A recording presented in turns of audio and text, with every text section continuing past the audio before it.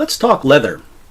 If you've been following my channel, you've probably gotten the sense that I'm quite fond of the stuff. Not only do I appreciate it aesthetically speaking, but I found it to be very useful for a lot of different things in terms of, well, how versatile, workable, and yes, tough it is. Now, let's take a look at a piece of leather taken off the cold steel Norman sword I recently reviewed.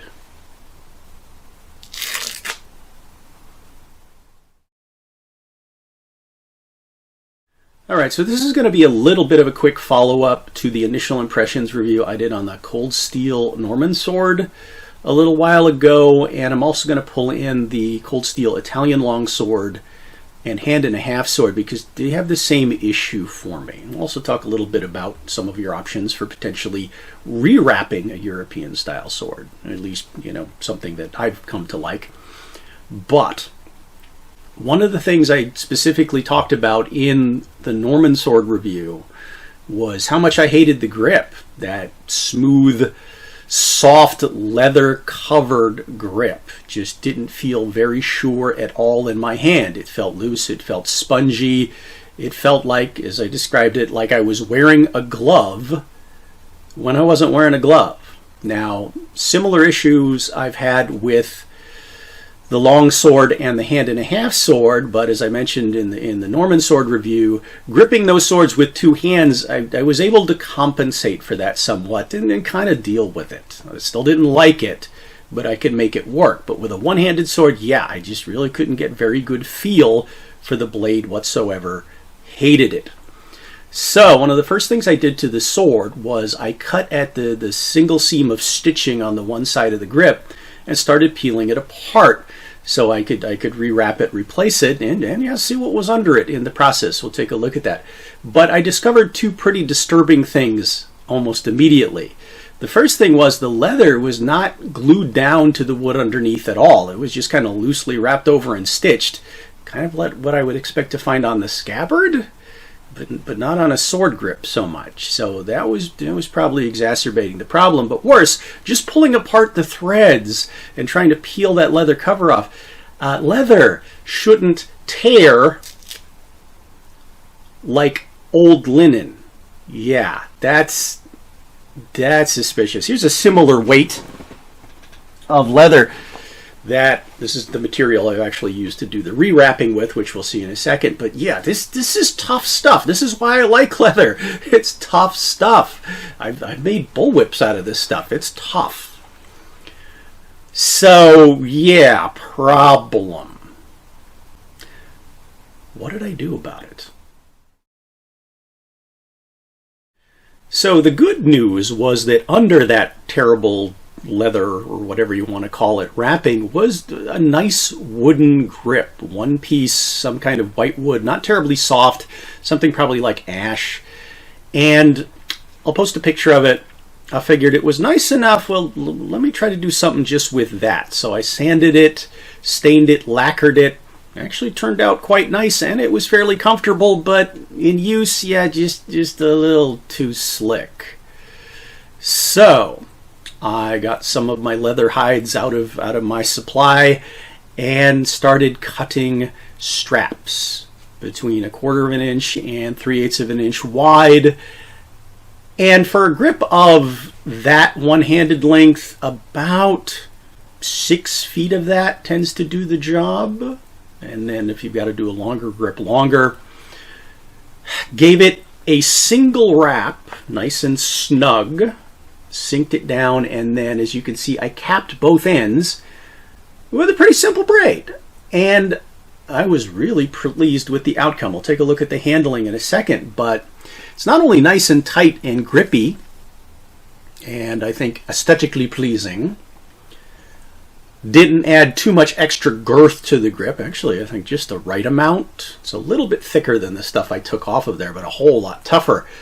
But having, well, this sort of ring up here of leather, it kind of feels good. It protects my hand just a little bit from some of the sharp corners of this guard, which I did, yeah, round off really slightly. I also, as you can see, it's not quite so chrome looking anymore. I did go over with some of those 3M pads that were recommended to me to give it more of a satin finish. So I think that looks a lot better, feels a lot better. But it also reminds me to keep my hand, you know, just slightly below the guard, not to choke up too far. Also, though, the ring at the bottom, yeah, that just really adds to my retention on that pommel. It feels really good. As a matter of fact, this whole thing felt and handled so well that, let's say, Mike got a little inspired, or nuts, depending on how you look at it. And, well, I spent the last week or so rewrapping a bunch of swords. So let's take a look at those as well. Alright, so let me give you a quick verbal tutorial, because actually filming myself do it would be like watching paint dry. But the biggest investment is the leather. Now you can certainly buy pre-cut cord or strap or whatever, but I'm used to cutting my own out of hides and half hides. And for this one I used, and this is kind of one of my favorite grades for cutting this kind of lace out of, it's a through-dyed, fairly soft. You can see it's got kind of a mottled texture. It's not completely smooth. Cowhide, it's about the weight that you would use in terms of thickness for, say, a heavy leather jacket or maybe upholstery. And you are not constrained by the length of the hide. What you want to do is you want to get all the rough, uneven bits off and find the flaws and give yourself some smooth, straight edges. The next thing you're going to need is a sizable cutting board. Either a board, or I've actually used those synthetic cutting boards that they use in sewing. Those work really well. And a really, really sharp knife. Now I've used razor knives, X-Acto knives, carving knives, things like that. But for this job I actually found that my cold steel Kiradashi worked really, really well. And all I needed to do was occasionally re-hone the tip. Because yeah, some of that razor edge does come off, you know, from all the contact with the leather and yeah, the cutting board underneath it. Because yeah, you're putting the leather down and cutting it that way to hold it and make sure everything's even. But yeah, it didn't take much. I had to do just a little tiny bit of touch up between jobs. So how big is the job? 5, 6, 7 feet, depending on how wide you're cutting that strap for, say, a 4 to 5 inch handle. And you do want to leave yourself extra so you don't aggravate yourself. You have plenty to tuck under, do the knots, whatever else. Just like you want extra ito when you rewrap a Japanese style sword, so you have plenty to do the end knots and you don't aggravate yourself after, you know, all the painstaking time you did with the diamonds. This is a lot easier, because the next tool you need is, well, I usually get myself a needle nose plier and something narrow and pokey. You know, something like a crochet needle, or I just used a bamboo skewer this time because there was one handy to help get the leather underneath itself in certain operations. So what you do is you start at the top, you tuck an end under, and then wrap over it once or twice, but you want to position it in a way that it doesn't leave an uncomfortable or unsightly bump. And you can certainly thin out that piece of leather so it tapers a little bit more. I kind of got lazy and didn't, and it wasn't a big deal. Wrap it very tight and make sure you stack it very carefully so there's no gaps. Work your way down. When you get to the end, you could just tuck it back under 1 or 2 strands again, which is where the tools are very helpful. If you want it extra secure, you could put a dab of super glue under there, because we all know how well super glue sticks to skin, right? I just went right ahead into the 2-strand braid, and for me the 2-strand braid was you just wrap the cord around once and then weave it through itself once, and then use the plier and things to get it nice and neat and even and cinched down tight.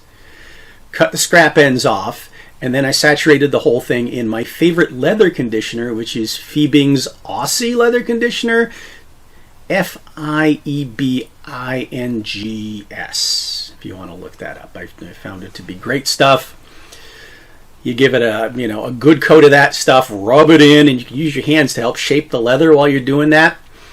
Let it sit for a bit, wipe off the excess, and then let it sit for about a day, and, well, results. The other big thing I did to the sword was I improved the fit of the scabbard. As you saw in the original video, it wasn't shaped right. It was hanging up on that spot where the fuller stops before the guard, and the blade, well, significantly widens out. So I reshaped the wood at the mouth of the scabbard to fit it better, and as I surmised in that earlier video, it does kind of function like the habaki on a Japanese style sword, to give me something that just sort of snugs and seals in there, giving the scabbard a very positive fit. There's a little tiny bit of rattle towards the tip now, but yeah, it's in there. Very secure, draws smoothly. Now, while I was working on that, the throat did just pop clean off. It's not secured by anything. It's just sort of shoved on. So that was a little disappointing. Haven't done anything about it yet. It's not the hugest deal. But the sword itself, I have to admit I was pretty disappointed in the way it felt. I just couldn't connect to it. It didn't feel right at all. But the change in the grip, making it arguably a little bit thicker, but certainly a lot more solid and, well, you could call it grippy.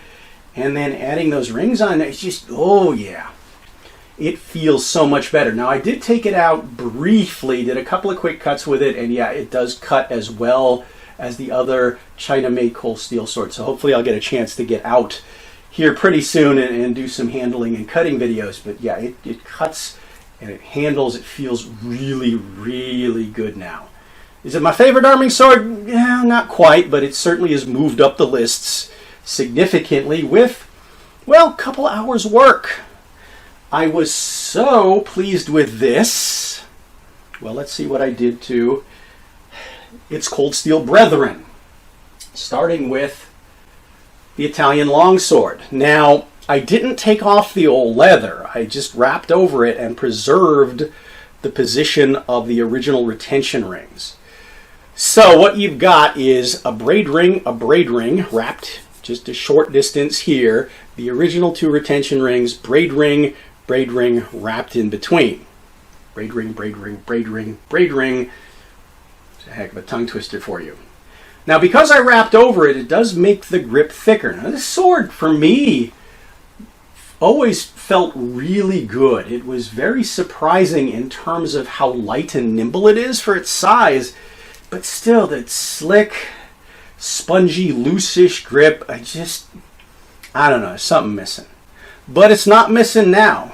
The position of those braid rings for my top hand really lock it in, and the bottom one really locks that one in very nicely without creating a hot spot. Plus, it doesn't really get in the way of, thumbing the side of the sword. It actually kind of gives my thumb a shelf to hook onto. So it makes that grip feel even more secure. So, definite improvement. I think it turned out pretty well, and it looks, I hope, reasonably aesthetically pleasing. But I think the biggest difference happened with the hand and a half. I really wasn't connecting with this one either. Now, this is a heavier sword. Even though it's shorter than the longsword, it's beefier. This is definitely designed for heavy cutting, and I just really wasn't connecting with it. Now, on this one, the grip it's different in terms of its proportions. So I've got a braid ring wrapped down here, braid ring. Kept the two retention rings, which had a gap in there, so I stuck a braid ring between them. Braid ring, wrap, braid ring. So there are no braid rings right under my top hand, though I still have that thumb shelf there. Should I decide I want to use it, that's fine. But I do have lock-in on the bottom hand. However, making this a more solid, grippy, sure, and yes, thicker grip on this sword. Oh yeah, improvement. It just feels so much better in hand, so much more controllable. Improves for me the feel and the balance, and yeah, just everything about this one. Can't swing them around much in here because I'm inside, don't have the room for the long swords. But these results were so encouraging and inspiring. What else did I get up to?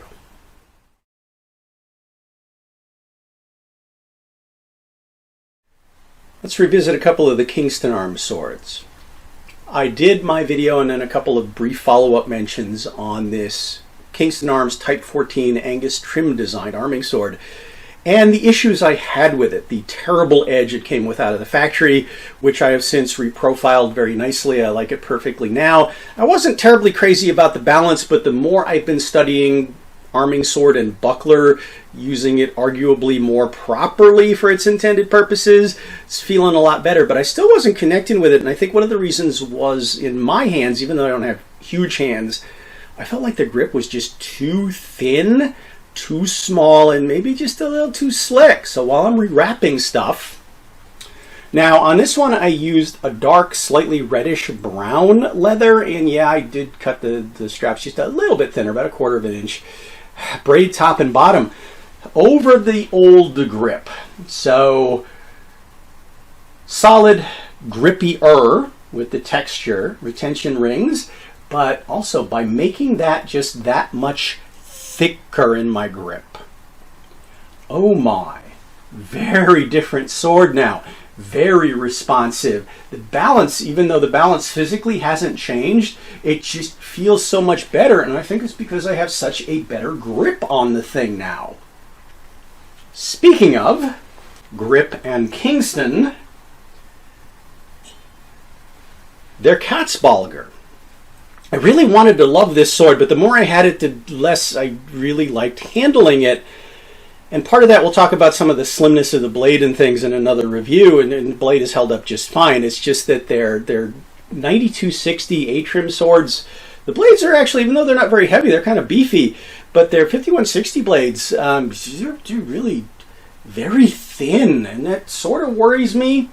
It hasn't been a problem yet in the use I put it to, but, you know, posting a picture or referring back to that old video, the grip on this thing was very ornate, but not at all very comfortable, at least without a glove on. So I rewrapped over the old grip, and you can barely see a little bit of a lump, almost like an underwear line where the original pommel ended, kind of in the middle. But adding that extra grippiness, the braid rings giving me those retention points, and yeah, making it a little thicker. Whew! This sword feels so much better. I'm really enjoying handling this now. It is fast, it is light, it is responsive, it is connected to my hand. Yeah. Speaking of their thinner bladed 5160 swords, let's go revisit that side sword. Now this is another one where, as I've moved on to beefier blades, I've kind of moved away from this one. This was a great entry blade for me, but I was having trouble with the feel of the blade because it's kind of thin and kind of light, and then the grip covered in smooth, pretty round leather grip. Just compared to some of the other swords I picked up since this one kind of fell off the radar as not being a favorite. But hey, while I'm wrapping stuff, I wrapped the grip, braid rings, and I actually re-wrapped that already wrapped ricasso in there. Again, it didn't necessarily need a stouter grip, but giving it a stouter, grippier grip has been a significant improvement. It feels much better. What else did I get myself up to? Okay, I don't want to make this too long. Let's talk about the limits to my madness. I am absolutely not going to rewrap any of my Japanese-style swords like this, so don't worry about that. Now, when it comes to my wire-wrapped European-style swords, I like the way those feel and function too. Gloves or no gloves, so I'm not going to rewrap my rapiers or my other side swords or my Kalishmart or anything like that. But let's talk about the basket hilts. My two from Cold Steel with the rayskin or shagreen grips. Those are pretty stout grips. I don't feel like they really need anything added to them. I did subtract something in terms of sanding the rayskin a bit smoother to be gentler on my delicate hands, but yeah, I don't feel like they're going to benefit from being wrapped over. However, the Hanwei Cromwell, for a sword that weighs more than 3 pounds, had a really skinny grip with a lot of hot spots. Now, way back when, I did go ahead and just take a thick piece of leather strap I had laying around, wrapped it around the hilt, and it really did improve the handling with it, and I've gotten a lot of use out of it since, but it kind of looked lumpy and ugly. So while I was rewrapping things to be, well, not only more functional, but more aesthetically pleasing, I went ahead and did the treatment on this one, and I think the result is very positive. The braided rings give me retention in all the right spots from my fingers and thumb. Give me a little bit extra padding at the bottom here where things might rub into the basket. But yeah, this sword is very, very comfortable, responsive, just feels really good now. And Mike really does love the backsword. And the broadsword too. He likes his battle. He likes his straight cut and thrust swords. Let's get off that topic for a second. Swords he doesn't like so much. Not because they're bad swords, but they just don't suit him. Mike is so far in his exploration of HEMA just not managed to connect to a European style saber. Let's go back to this one. This is the Windlass 1860. One of the things I've complained about is even though the grip is historic, I feel like for me and how blade forward the weight of this sword is, it's not a heavy sword, but the balance point is way forward. The grip being so skinny and so slick, even with a glove, I didn't feel like I had a good grip on it. It was almost like I was gripping the sword by a bare tang. It was just too nothing. Now, I tried different kinds of overwraps and bolsters and things and hated them, took them off, but I figured, okay, well, let's try this. And I didn't do the whole thing, as you can see. So it goes down about 3/4 of the way down. Braid ring, and I left the bottom of it bare, but that lower braid ring just locks into where my pinky is. And I've got a little bump there for my thumb on the back, little shelf, so it's not running straight into the guard. And it does improve the feel of it. I've got better grip. I can move it around a lot easier. Makes the point of balance feel a little bit more bearable. Does it make me love it? No, maybe one day. Maybe enough that I might actually be inspired to pick up that cold steel Italian dueling saber that I've gotten such awesome recommendations for. So if I do, you'll see that in a future video.